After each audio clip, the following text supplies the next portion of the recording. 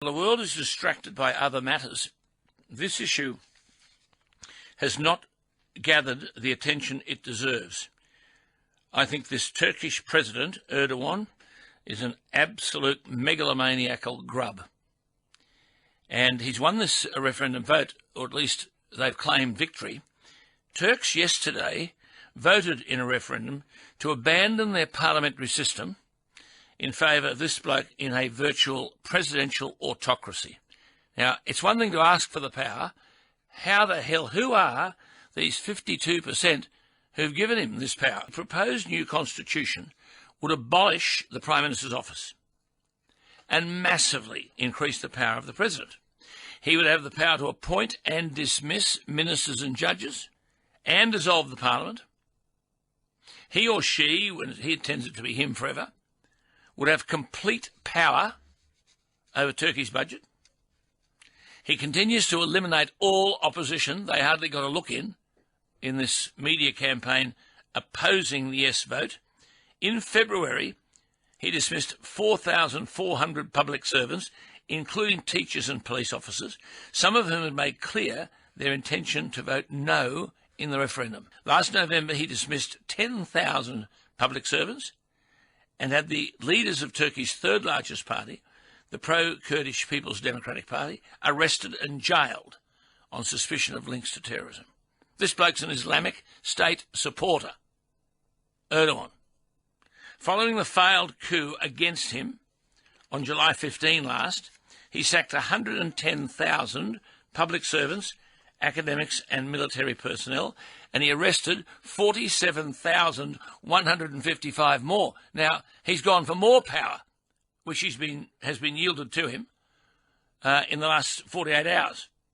He arrested 103 generals and admirals, 7,899 police and journalists, one provincial governor, and 29 governors of towns. Now, of course, apart from trashing the democratic legacy of Kemal Ataturk, this bloke is methodically giving himself unlimited power. As I said, he strongly supported the Islamic cause. He went to jail in 1999 over his uncompromising support for an Islamist culture, and the democratic institutions have been stood on their head. The military, and here he is saying, the military will never have to intervene now. He's used the military as the grounds to increase his power. The figures are staggering.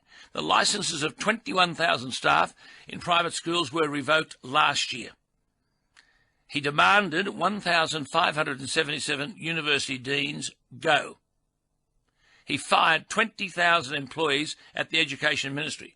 He shut down 600 schools. You believe this? He's banned all academics from leaving the country. He arrested 1,563 soldiers following the coup last July. More than 50,000 Turks have already been detained, suspended, or sacked, and scores of journalists. Stack of them. Never hear from them again. 1,800 criminal cases have been brought against people accused of insulting the president. Erdogan, Erdogan, head of a country now that's lost its way. He backed the Muslim Brotherhood takeover of Egypt. Doesn't muck around. He's been Prime Minister, sought the presidency. Quite frankly, at the end of the day, this bloke's got to be challenged by the West, not tolerated. A listener has just texted me to say Turkey is about to become the 21st century's version of North Korea, and right on Europe's doorstep. I suspect he orchestrated the coup last July himself. About the referendum in Turkey, that Erdogan, a dangerous, dangerous man, has now won narrowly a mandate at a referendum to put him in charge of everything. The ability to sack judges, sack teachers, the ability to determine exactly what happens with the budget. Amazing that people would allow this stuff. And he's a supporter of Islamic State.